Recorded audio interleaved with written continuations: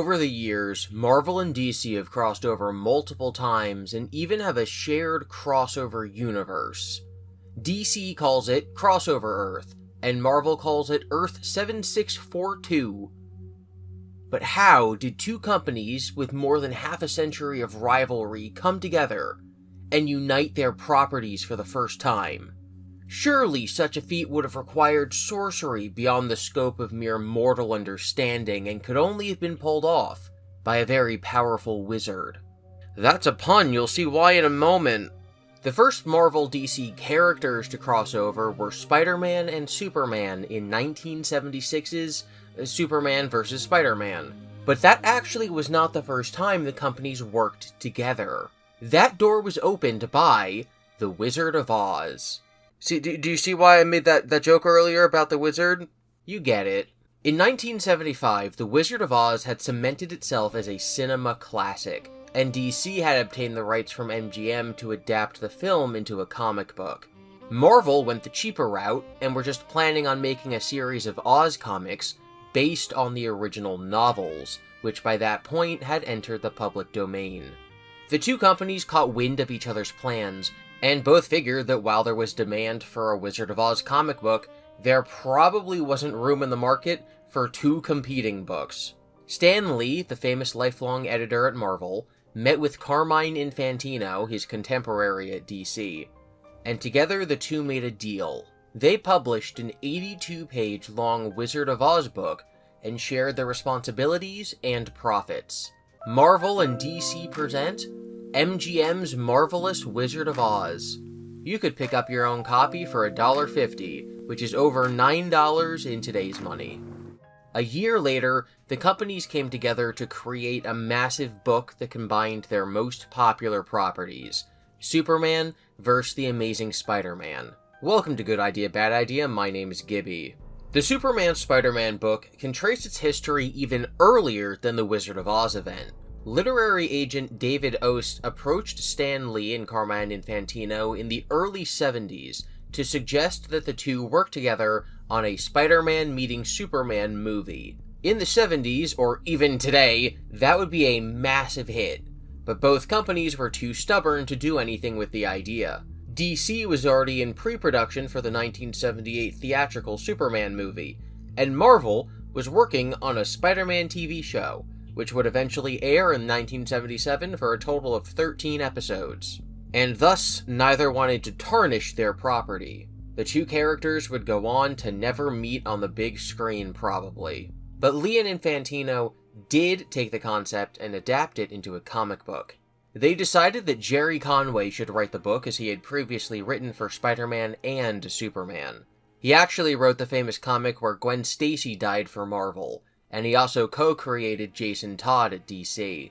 The book was illustrated by Conway's frequent collaborator Ross Andru, who had also worked for a time on Spider-Man, and at DC where he had experience drawing Superman. The book was given to Neil Adams to color, but in secret, he also redrew several images of Superman. Seemingly out of professional courtesy to Ross, Adams didn't mention this or take credit for the illustrations. Only a decade after Ross's death did it come out that Adams had to redo some of his work on the book. But what is the book about? Superman vs. The Amazing Spider-Man is a 92-page beast that would have cost you $2 in 1976, which is $11.50 today. The cover touts it as the greatest superhero team-up of all time. It also says it's the battle of the century, which are both giving off mixed vibes. Are they teaming up or are they versing each other? Because if it's one, it kind of spoils the other. Before the book opens, we're greeted to notes from Stan Lee and Carmine Infantino. Lee talks about the difficulties involved in crossing over the company's properties, but says that it was all accomplished thanks to he and Infantino's lifelong friendship. Both men talk about how important Superman is to history, and how popular Spider-Man is in the modern day. The modern day, of course, being the mid-70s. But 40 years later, I think all of their words are still appropriate. Because this is one long book and not a series of smaller comics, it's actually split into chapters. We start with the prologue, and the promise of another exciting episode in the earth-shaking adventures of Superman. It's winter in Metropolis, and the book makes sure to note how cold it is. But Superman doesn't mind the cold. Being winter is never important again in the story. Superman is fighting this enormous robot, and it smashes a skyscraper.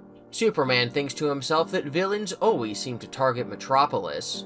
And I don't know why. If I were a supervillain in the DC universe, the one city I would not go after would be Metropolis. The robot hits Superman, which lets out a crong. Superman is tossed through a building. The robot seems constructed to stop Superman specifically. It's made of lead to stop his X-ray vision, and it has some sort of inertia ray that stops his heat vision. The robot knocks Superman away again and tears off the roof to Star Labs. It grabs a computer and chucks it in its mouth. I could spend forever talking about the cheesy and endearing way that the comic is written. Like, the robot extends a little pincher hand to take a small device from a computer console in a lab, and then disposes of the device in a manner which is fitting and also vaguely unsettling. But if I talked about that stuff for every page, we'd be here all day, and there'd be no reason for you to read the comic yourself, which you should absolutely do if you can find it. Superman tries to attack the robot's foot, but it has a gravity ray that exerts 10 times that of the gravity on Krypton. Superman deduces that that's to support the weight of the robot, so he applies a small downward force to knock it off balance. It turns out that the head of the robot is its own capsule, and so it launches off with the stolen computer, probably still in its mouth, unless its mouth leads to its head? Superman chases it, but it turns out the head is a decoy. The pilot of the robot, Lex Luthor, escapes with the computer wearing a jetpack. Superman loses his trail and gets annoyed. He returns to the Galaxy Communications Building. I have no idea if that's just the name of the building the Daily Planet is in. I really don't know my mid-70s Superman lore, or my Superman lore in general. But yes, that's where the Daily Planet is. He changes into Clark Kent, and with his X-ray vision, sees that this guy, whose name is Steve, set up a prank that involves putting a bucket of water on top of a door. Clark walks through and nonchalantly uses his super breath to keep the bucket floating in the air. Steve gets annoyed and goes to check and see why the bucket didn't fall. He then, of course, gets splashed. This part of the story is just a silly distraction. A day in the life of Superman. Jimmy Olsen turns on the news, and they hear that the computer stolen by Luthor helps to guide satellites in orbit. This is being called one of the worst disasters in Metropolis history. Superman puts his costume back on, having made the brilliant realization that the robot left footprints in the ground. He follows them to the Metropolis Bay, where he finds an underwater lab. He's greeted by Luthor, who tells Superman that he meant to leave the footsteps and that the lab is a trap. There are lasers so powerful that they can hurt Superman, and he says that as fast as Superman can move, light is faster. He calls the lasers a deadly web, which might be foreshadowing for later, because Spider-Man's in the book. Superman's gonna fight Spider-Man, he's got webs. Lex Luthor then clicks the final button he needs to kill Superman. But Superman says the webs are a repeating pattern, and thus if he can deduce the pattern, he can escape, which he does, and I guess that's how it works. I'm not here to argue with Superman. Luthor then hits him with a ray of red sun radiation. Superman's powers come from the yellow sun of Earth, and the red sun, which mirrors that of the sun of Krypton, removes his powers. Lex also hits him directly in his eyeball, and thus he loses his vision. Luthor takes advantage of Superman's blindness to send the stolen computer chip to another lab of his. By the time he's done, Superman has recovered. He blasts the wall of the lab with his heat vision, causing water to flood in. Luthor screams in panic because he's gonna drown, but Superman saves him and takes him to jail. Superman and the rest of his fellow reporters then board a flight to New York City to attend the World News Conference. Then, after the story, we get a recap of Superman's origins. Superman escaped Krypton's destruction, he gets his power from the yellow sun, he's strong, he was adopted by the Kents, he fights for truth, justice, and the Terran way. I have never heard it called that before. Then we jump over to see what Spider-Man's up to. The narrator notes how cold New York City is, but Spider-Man isn't bothered by the cold. Spider-Man is setting up his camera to take pictures of an oncoming battle so that he can sell them to J. Jonah Jameson. He ties the camera to a flagpole and then beats up some thieves. He absolutely breaks this guy's leg. Crack. Turns out that the thieves' boss is Dr. Octopus. He comes up with this new flying octopus ship, and Spider-Man makes fun of him, comparing it to his own Spider-Mobile. Spider-Man grabs his tentacle and tosses him off a building, but Ock chunks him with a different tentacle. Spider-Man falls off the building. Usually, his spider sense would have warned him about stuff like that, but maybe they forgot about the spider sense for this comic, I don't know. Spider-Man goes straight for the... Not the kill, he goes straight for the incapacitate. And he would have won if the ship didn't smack him with one of his tentacles while he had Doc Ock pinned down. The villains grab their loot, and they make their excuse that they can't kill Spider-Man because there are cops on the way, so they don't have time. The cops then shoot at Spider-Man, who runs away. Spider-Man tries to swing to the next building, but he's out of web fluid. He has to get away on foot. He gets his camera and heads across town to the Daily Bugle. He gives Jameson the pictures of Spider-Man fighting Doc Ock, and Jameson is thrilled. He tells his people to put the best shot on the front page of the nightly edition of the Daily Bugle. He spends the next 45 minutes pampering Peter, telling him maybe he'll get a bonus or a Pulitzer Prize. Then the finalized paper comes back and we see that Peter set up the camera wrong, and the best shot they have barely shows Spider-Man's arm. Jameson punches Peter and tackles him. The staff has to pull him off, and then he yells at Peter and tells him to get out of the building. Outside, he meets with MJ and he complains about his life. They talk about the big news conference tomorrow. Then, his spider sense goes off. He sees a blimp above them that's about to crash into a building. He runs to get changed into his Spider-Man suit and then rushes to stop the blimp, thinking about how MJ will be mad about this interrupting their dinner date. He tries to use his webs to move the blimp, but then he remembers that he's out of web fluid. He lands on top of the blimp and falls through it, revealing that it's a fake blimp used to hide Dr. Octopus's new ship. Doc Ock asks Spider-Man how he found him.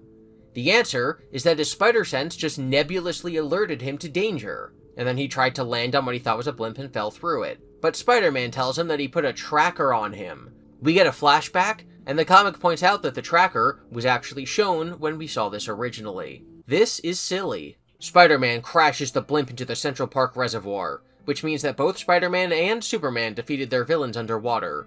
That might be on purpose, but I'm not sure. Doc Ock is arrested. Peter tries to find Mary Jane, but he can't. The next day, he goes to the news conference. And that's the end of the prologue. We then get Spider-Man's origin. He was bit by a radioactive spider. Uncle Ben dies. He makes his own web formula. And he can swing across the city. We then get prologue number 3, Doc and Lex Luthor's meeting. The two villains were taken to an escape-proof prison in New Mexico. They talk about their most hated foes, Superman and Spider-Man, and Luthor hints that he has a plan to break out. The two of them agree to team up. The guards in the security room laugh at the notion of Luthor escaping, but then we cut to him peeling off a layer of fake skin on his arm to reveal an escape kit. He plays a sonic blast that puts anyone who hears it to sleep. It also can reactivate Doc Ock's arms. With his arms now activated, he's able to break them out of their jail cells, and so they swing to freedom. We then get a rundown on the villains. Doc Ock was using his arms to work with atoms, but then the atoms exploded, and the arms fused to his body. Lex Luthor was a petty criminal who went bald because of Superman, so now he vows vengeance. Finally, after all this time, 37 pages into the comic book, we get Chapter 1. Superman and the Amazing Spider-Man in A Duel of Titans. Chapter 1. Peter and MJ, Lois and Clark, arrive at the news conference. Jameson is still mad at Peter for the previous day's debacle. Peter tells him he just wants to relax and take it easy that day, which causes Jameson to yell at him and call him lazy. Peter tells him to shove off and storms away in a huff. He's so mad that he forgets MJ is there. She runs after him. Meanwhile, Clark and Lois are looking at a mysterious satellite. Clark uses his superhero hearingness and overhears his boss talking about him behind his back. They're talking about replacing Clark for the event coverage because he isn't as nationally recognizable as some of their other newscasters. Clark confronts his boss, who tells him that he's off the project. Clark just lets himself get walked all over, and Lois yells at him for not having a spine. Lois climbs a scaffolding to get a good look at the satellite to take a photo, and then immediately falls because of course she does, because she's Lois Lane. Peter Parker catches her, and they actually lampshade how she's always getting herself into trouble. It turns out that Peter and Lois have actually heard of each other because they're both big, famous journalists. Or at least they work for a newspaper. Peter just takes photos. MJ is jealous of Lois, but Lois says that Peter is a bit young for her. Then Superman flies in. Superman then zaps Lois and MJ with his eyes, and they're obliterated into nothing. Then he flies away. Peter is stunned, and we get a reaction shot of Clark Kent, who is also stunned by the appearance of Superman. Peter changes into a Spider-Man costume. We get no reaction of him being extremely upset or crying that MJ just died. He's just in shock that Superman is a bad guy.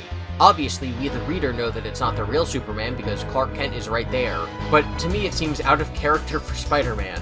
Superman gets it in his head that Spider-Man is responsible for the fake Superman, so they start fighting. The two start doing battle in New York City. Chapter 2, When Heroes Clash. Superman has X-ray vision, so he should be able to see through Spider-Man's mask to see that he's Peter Parker, who he was just hanging out with. But he never does this, and there's never any indication that he knows who Spider-Man is. We, the audience, see that the fake was actually Lex Luthor in disguise, because, duh. From a distance, Luthor shoots Spider-Man with his Red Sun radiation ray. Since Yellow Sun gives Superman powers, Red Sun gives humans powers. So now Spider-Man is as strong as Superman, temporarily. He punches him in the face, and this catches Superman off guard. Spider-Man then makes a news flash pun, which only makes sense if he knew that Superman was Clark Kent, which I don't think he does. Spider-Man beats up Superman and calls him overrated. All the while, Superman is making it clear that he's not fighting back and just wants to talk. Superman then throws a punch that lands short of Spider-Man's face, but the force of the punch blasts air in front of him. The book says it's comparable to a hurricane. Spider-Man roars back with a fury and tries to kick Superman, but the red radiation wears off, so he just bounces off of him. He actually breaks his hand punching Superman's chest. One large lump of exposition later... No, I'm not kidding, that's what the book says. The two of them are now friends. Chapter 3, The Call of Battle. Spider-Man and Superman break into Lex and Ox's base. Ox's base? Ox's base. Ox's base. Which they found using Superman's X-ray vision. The villains say that they kidnapped the girls as bait. No one seems surprised to find out that they're actually alive, so I guess they both just suspected that they weren't actually vaporized. Since no one knows that Spider-Man is Peter Parker, Mary Jane being kidnapped is just a complete coincidence. They just hoped that Spider-Man would go after a civilian. It turns out that Lex and Ock are only there over holograms, so they disappear, and then Lex blows up his own computers. But Superman has photographic memory, so he's able to rebuild the computer from the broken pieces. They use the computer to determine that Lex and Doc are in Africa near Mount Kilimanjaro. They land next to some nomadic natives, and Superman starts talking to them in simplistic terms. Then one of them says he speaks perfect English and he recognizes Superman, from when he studied in London. I guess the joke is that Superman is racist. So the tribe agree to help Superman and Spider-Man find Lex if they show off their powers. Superman juggles some of the members of the tribe.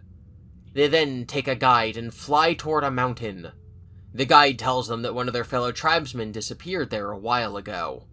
Then they're attacked by said tribesman. He's been blasted with the Red Sun radiation, so he's stronger than Spider-Man and can go toe-to-toe with Superman. He also has a Red Sun sword that can cut Superman. Superman shoots his heat vision at Spider-Man's web fluid, which makes it as strong as steel, okay. They wrap up the mind-controlled tribesmen and leave. They enter Lex's secret mountainside base, and inside is an empty missile silo. They deduce that Lex and Ock must have blasted off into space.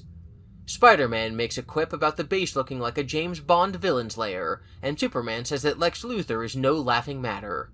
It turns out that they were right in Chapter 4, The Doomsday Decision, which opens with Lex and Doc Ock in space. They're flying toward the satellite headquarters of the Injustice Gang. Turns out that Lois and MJ are actually up there. It is never explained why Lex and Doc have to fly to Africa and then launch into space when they have teleportation technology. So the chip that Lex Luthor stole the previous day will help them take over the world. So it really is just a James Bond plot. Meanwhile, in New York City, Jameson meets up with Superman's boss, whose name is Edge apparently. Jameson and Edge complain about Peter and Clark, and then they watch on TV as the fancy satellite that we saw earlier launches into orbit from his base. Lex uses the chip he stole and takes over the satellite. He then starts shooting lasers at Earth. These cause big storms in Middle America like big hurricanes and tornadoes. Luthor then hits Superman with a laser, which makes him black out. They abduct him and Spider-Man and capture them within their space base. Lex then reveals his plan. He's gonna use the satellite to blackmail Earth, and if he doesn't get $10 billion in the next hour, he's gonna destroy the entire world. Spider-Man and Superman, who aren't tied down in any way, then just start punching their foes because why wouldn't they? Lex turns off the artificial gravity, which makes Spider-Man's web shooters useless. Superman is still dazed from being hit by the laser, and apparently the gravity turning off is enough to confuse him further. This allows the villains to get the upper hand for exactly 1 page. Superman then kind of just grabs Doc Ock's arms and swings them back at him. This knocks the glasses off of his face and then breaks them. Straight out of Scooby-Doo, Doc Ock has been defeated. The hurricanes down on Earth are growing, and eventually the entire planet will be covered by them, so that gives the heroes a time limit. There's also a tsunami heading toward the East Coast. The editors feel the need to note that a tsunami is a super tidal wave. Then there's this joke. Superman asks if Spider-Man can hold down the fort while he handles the tsunami, and Spider-Man says, "Does Warner Brothers make movies?" Get it? Because Warner Brothers owns DC and makes Superman movies? That's the joke! Lex starts laughing because Spider-Man is tied up by Doc Ock. Soon the hurricane will destroy the entire planet. The heroes are too late. Spider-Man then reminds Doc Ock that being rich is meaningless if the world is destroyed, and so Doc Ock turns on Lex Luthor and destroys the computer. Lex muses that even though he's been stopped, the tidal wave will still destroy the entire East Coast. I guess his only motivation is to kill people, so Doc Ock and Spider-Man start to fight Lex Luthor. Superman flies really fast, and the shock wave meets the water wave and neutralizes it. Then Spider-Man punches Lex Luthor in the face and knocks him out. Back on Earth, they tie up Lex Luthor and Ock and they save the girls. Superman and Spider-Man shake hands. Spider-Man says it's lucky that they grabbed his girlfriend MJ because it allowed them to work together. I guess if this had been a Superman solo mission, the world would have ended. Then there's an epilogue. Spider-Man reveals that he set up a camera and it caught Spider-Man and Superman together. He sells these photos to Jameson, so now he's back in his good books. Peter, MJ, Clark, and Lois then walk off together. The end. So, was the comic good? Kind of. It was hokey, but had an overabundance of text boxes and narration compared to a mainstream comic book in contemporary times. Then again, my experience with comic books is just Watchmen and then a few random popular Marvel arcs, so I'm not the best judge there. Certainly I've never read anything from this time period, so maybe this was normal. I'm very glad that I read it, even though it's not great, because it's iconic. Because Spider-Man punches Superman and breaks his hand on his chest of steel. DC and Marvel had many more crossovers over the years, although the most recent one was way back in 2004. References to this particular issue do exist in other Marvel books. In the very first What If book, What If Spider-Man Joined the Fantastic Four, the Watcher explains the concept of the multiverse to the reader. He explains that in some universes, the Nazis won World War II, and in some, perhaps this one, Spider-Man really fought against Superman. They even included a panel from the comic, although it doesn't show Superman's face or logo. In Avengers Forever number 8, the villain of that book curses Thor with visions from other realities, including the scene of Lex Luthor riding on Doc Ock out of jail. Most recently in the 2017 book Mosaic, flashes of Spider-Man's past are shown, including a recreation of the famous cover of his first appearance, and his fight with Superman, although Superman's face is blocked from view. Later this year, Marvel and DC will have their first crossover in decades, with Batman meeting Deadpool. I already plan to cover Spider-Man meeting Batman, so maybe I'll do a video on that when it comes out. Thank you for watching. Be sure to be nice to each other in the comments, consider supporting the creators you admire, never lose sight of the things that are important to you, and I hope you agree that this was a good idea. I would like to thank my patrons, Brandon, Lauren V, Morgan, Nan, Scott, Sophie, Suka, and Wooly, as well as Billy, Chamikon, Klaus, Copacker Fan, Eliza, Halmar, Johnny the Night Guard, Kira, Lauren R, Rose, Sebhar, Thamagata, World's Greatest Bard, your boy Peachy, Zany Face, and Zimmy, as well as Emily, Gremlin, HHD, Jinx, Jose, Mustard Shirt Guy, Rolo, and Riley, as well as Ellie, Jojo, Jeannie, Mariuna, and Ray.